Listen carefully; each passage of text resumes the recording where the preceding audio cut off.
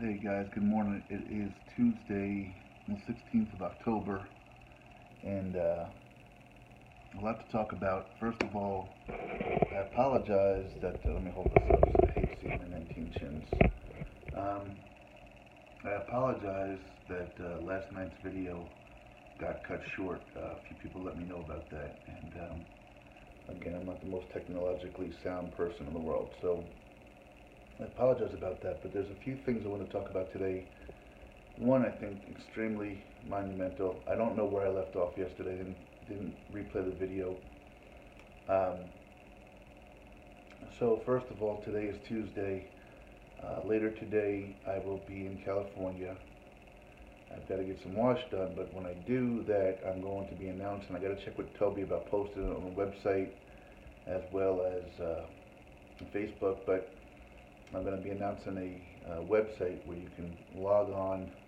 I think you can do it by your phone as well, and you can track my travels from Barstow, California, into where I'm heading. Um, so that's kind of exciting. I did get an email yesterday I want to share with you guys before I talk about the real thing that's really got me overwhelmed. Um, Back in Chicago, probably the end of my fifth or sixth week, I was fortunate to meet a gentleman by the name of Gary Gartrell. Gary, I love you for everything you did for me that day and for your continued support. You're always there to kind of boost me and get me going. But one of the things Gary had exposed to me, and I in turn tried to share with you guys, was something called Honor Flight. And an Honor Flight is a way for non-profit foundation that takes veterans, first from the World War II and then from the Korean War, and flies them into D.C. and they spend the day at the memorial. They have chaperones. They have enlisted people that I won't say chaperone, but buddy with them, and they come home to a parade and recognition. It's life changing for them. It's something that a lot of people on their bucket list would love, and that's how Mary Pettinato came to know about it. And Gary introduced me to Mary. Mary was one of the most fun people, even though I only spent maybe an hour of my life with her. And just so intoxicating. Her personality and her energy, she's amazing. And the stories and the way she told them. Um, well, the way I can know about Honor Flight was I saw it in an NCIS episode. Uh, but then to see it firsthand was just amazing. Anyway, Mary has decided, from what I can tell by the email, and I'll try to share it with you guys, um, in her typical way, with panache and sincerity, to step down from her role. She was, I believe, the president of the Chicago chapter and the vice president of the national chapter, in order to spend more time with her friend and family. So I certainly applaud her, and I wish her well in that endeavor. And I thank her for sharing herself and the story with me of Honor Flight. Um, so I want to wish her well in that endeavor. She probably doesn't know who I am,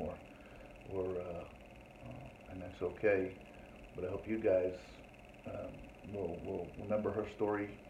Again, maybe look it up, Honor Flight, what it is, what it does, see if you can volunteer in some capacity. What was so telling about that was just a week or two earlier I met Kelly and Scott and their children, who actually had been at the receiving line when these, at a different Honor Flight, when these gentlemen stepped off the plane, and what it meant to them. Sometimes these I want to say awardees, not awardees, but these gentlemen, and I'm hoping some women, but um, they come off and they're so thankful. But it's one of those things that you give by giving, you receive by giving, and the folks that were in line and they do it, just do it, and receive so much in return from these veterans. So thank you to all out there for your service, and what a great cause, and what a great woman, and I wish you nothing but luck in that regard. Um, Yesterday was a pivotal day for me. I've had a couple of epiphanies in my lifetime, and I think I may have had one yesterday. Um, the one thing about this journey for me has been that I never know. There's been several days where maybe I knew, that family was going to be waiting for me at the end of the day, or that motel was booked for me. But in essence, when I leave here in a few hours, I don't know what the day holds. To some degree, that's part of the excitement.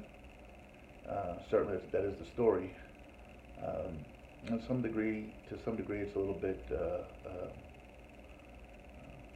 not alarming, but causes a little bit of apprehension. But it's funny how things happen that I never could predict. For example, I'm going to be meeting Aaron soon. Aaron, I met him and his beautiful family a couple weeks back now. I met him in Winslow, Arizona. I live in Joseph City. And I was texting his wife the other day and said, they're very, very Christian and have much faith in God, and we were talking a lot about that. And I said, well, how is it possible that you guys just happen to walk in a small restaurant in Winslow, Arizona, and you sit 5 feet away from me, and you engage me in conversation, and then a half an hour later, you're inviting me back to your home? I mean, how could I predict that and plan that? How could... And what she said was what I've heard often too, and I don't believe this for a minute. She said, well, Jim, what you don't understand is we go there frequently, and we talk to people frequently. You were the X factor. But my point is, this journey has been, things have come to just unexplainable to me, just how they come. And let me rephrase. I shouldn't say unexplainable. It's been shown to me time and again that things are happening for a reason, for me personally. And there's a bigger will, there's a bigger power, there's bigger something that's driving this bus. Well, yesterday was going to be a nothing day for me. It was going to be relax. I actually did a lot of work on the book and how I'm going to recognize some people on my way out the door. And I know I started talking too loud, so I'm sitting in a motel room in Kingman, Arizona, and those of you know I'm a Dr. Phil fan, and I thought I saw every episode, but apparently I didn't see every episode. So on his channel, not his channel, but the channel of his rerun show, or a syndicated own, I'm watching a channel yesterday about a story that was just heartbreaking. And then out of heartbreak tries to come some good. And my message that I'm carrying, that I've always shared with my kids, is point the thumb, not the finger. We all want to blame somebody for something, and there may be blame there, but we have to ask ourselves, what did we do to it? If we're going to change the world a little bit, we've got to start owning things. We've got to stop doing crazy things. We've got to stop doing silly things. We have to stop making excuses. We have to stop bullying people.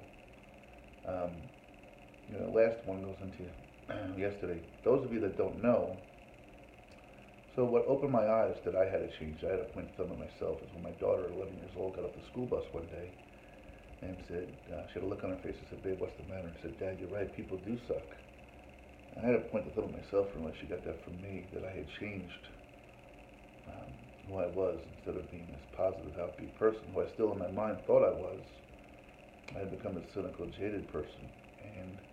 But what's interesting is when I came to find out what it is that had her upset that day was that 2 older children were bullying this young girl on the bus, and my daughter, being the injustice fighter that she is, and maybe a little bit more intellectual than her age, she decided to reason with these gentlemen and say, hey guys, you're bullying somebody, it's not cool, it's not right. And they essentially ignored her, and that's what got her all fired up. Because physically she couldn't do anything about it. They were bigger, stronger, and older. And it just bothered her in no end. So bullying is a huge thing in the world these days. And it doesn't just happen with children, it happens with adults. Certainly social media adds to a lot of it. It happens in relationships, it happens in the work environment, it happens. I'm watching Dr. Phil about this tragic story about a young lady named Amanda Todd. This young lady at 13 years old got coerced into taking, I shouldn't even say taking a picture. The way the story goes is somebody befriended her, had her take her top off. On the other end of the film, they took a picture of it. And at that point, they made it their mission to ruin this girl's life, post it on social media, attack her, Um, I don't know the young lady personally, but she seemed to be a terrific young lady, um, and had a lot to offer the world. And this person took it upon themselves to somehow get some sick satisfaction out of her in her life. The girl, her mom ended up having to change schools. She became so anxiety filled she couldn't perform. I don't know if it was on the cheerleading team or in theater. Changed schools, basically became an introvert. At some point started cutting herself to deal with the pain, the shame, and apparently it was a viral video where she took these like little cue cards that she had written and basically, you know, look it up please. Look up Amanda Todd. First of all, look up Amanda Todd Legacy, just the way you think it would be spelled. Amanda Todd Legacy. It's on Facebook. It's on YouTube. And eventually, this young lady ended up killing herself. 15 years old. Um, took her life. Excuse me. I'm sorry. Think about my old little girl right now. Took her life because people are just out of control, man. Why are people find it so easy and so rewarding to hurt others in such a sad, sick way? That this little girl took her life. And so along the way, her mom has started this foundation, and I don't do technology well. B, it's on my phone. I don't have a computer, a laptop, a desktop. So some things I see, I don't see the way I should in the detail I should or could. I'm asking you all and urging you all to go to the website. Talk about it with your kids. Talk about it with your siblings, your relatives, older, younger, doesn't matter. This woman's trying to share her daughter's legacy, take her death and make it something positive. One of the things that struck me was she had a wrist thing created for her daughter.